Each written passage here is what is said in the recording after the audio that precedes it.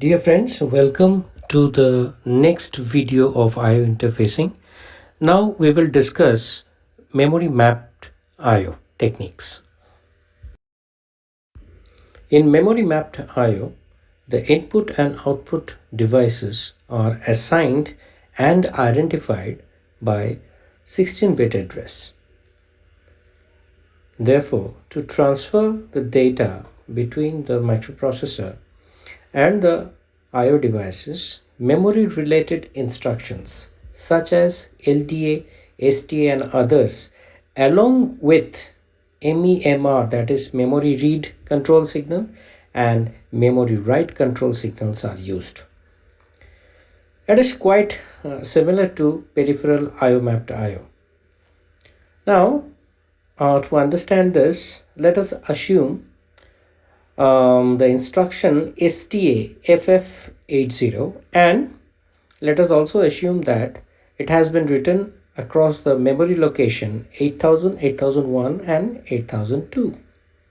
Now here we can see 32 is the operational code of STA, followed by the address which is 80 and FF. Now the meaning of STA FF80 is to store the content of accumulator, which we have assumed it to be 47 hex, into the location with the address FF80.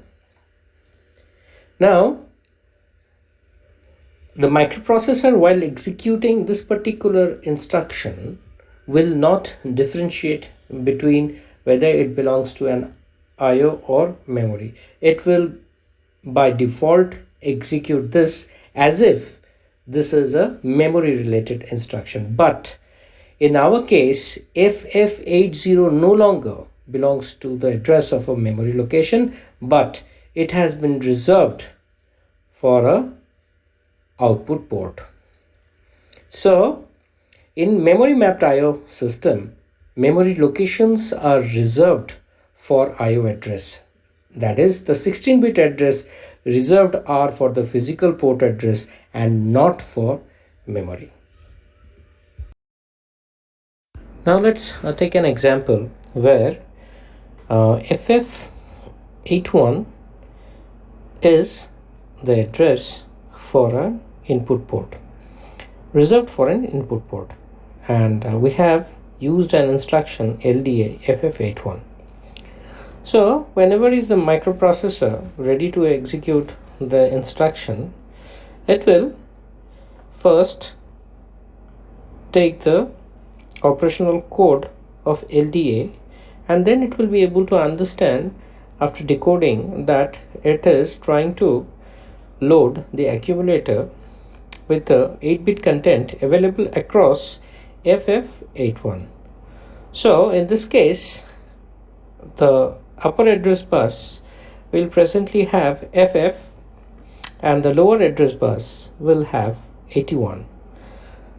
So once it is FF here, it means all are 1. Only during this situation the output of the NAND gate will be 0, and it has been connected to E3. So the active low enable input has been activated by this particular signal. Now the same thing is presently available and latched across this, and the lower 3 bits 0, 0, 1 will ensure that O1 gets activated. Now before this can work, we have to activate other two. Now this will happen when we have a 1 here, which is active high enable, E1 is active high enable, and when all the signals are 0 inside this bubble, NAND gate will get a 0, which will activate E2, which is active low type. So once this is activated and this is applied to the input, O1 will be 0, and during this time the microprocessor will be in the read mode, hence 0. So the output will now be 0 and hence the buffer of this input port will be enabled, and the available input, that is available data at the input, will be transferred through the data bus into the microprocessor. So in this case, we have seen that even though the instruction is for memory, but whenever the microprocessor is executing LDA FF81, since FF81 here means a port, the microprocessor will not visit the memory, rather it will visit the physical port and bring the information inside the microprocessor. Now let's see the other section. Since it is in the read mode, the write will be disabled and this particular port will remain disabled. Now let's see what happens when microprocessor is trying to execute STA FF80. Now when it is trying to execute FF80, it is STA, means store the content of accumulator to the location FF80. Now when the microprocessor has already fetched the operational code of STA, after decoding it, the microprocessor will now be able to understand that what is the operation that it needs to carry out. So it will then send FF into the upper address bus and 80 into the lower order address bus. So again, FF here will provide a 0 to the active low enable input, that is E3. Then the 3 zeros corresponding to A, B, C will ensure that O0 is selected, and 1 will enable E1, which is active high type, and again A6 to A3, which are all 0, which are at the input of the bubble NAND gate, will ensure that the E2 is active low and it is given a 0 logic, and hence this particular decoder is now active, and when a 000 is available at the input, the O0 will be selected, disabling the O1. So the upper portion of this will get disabled, and the lower portion, that is O0, when it is selected, will enable this particular latch. Since we have a memory read signal also available, so this 0 and this 0 will create the IO select pulse and it will enable the output latch, and hence the accumulator content will now come out of the data bus and will be latched at the output port. Let us summarize the entire memory mapped IO addressing technique. First of all, the 16-bit address is decoded by few logic gates and a decoder. How it is done?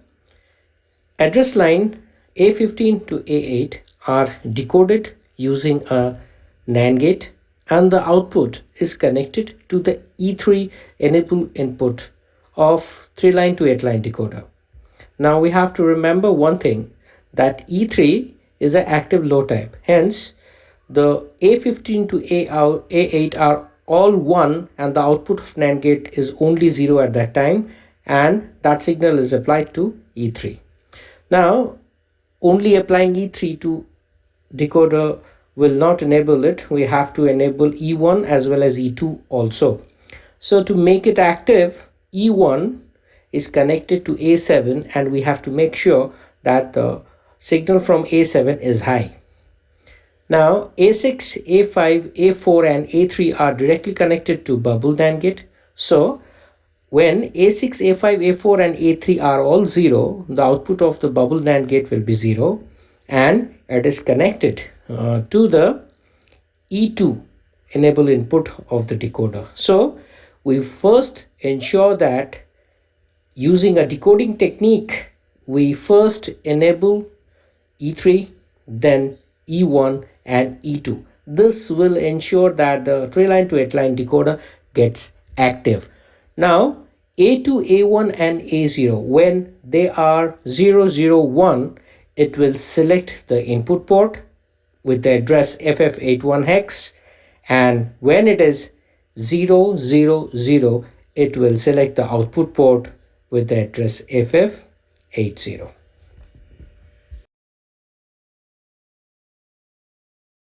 So in this video lecture, we have tried to understand the concept related to I/O interfacing in memory mapped I/O technique and the interfacing circuit, and we have also tried to understand how it functions using LDA and STA instructions. So thank you very much for watching this video, and if you like the video, don't forget to subscribe the channel iNet Tech Talk. Thank you very much.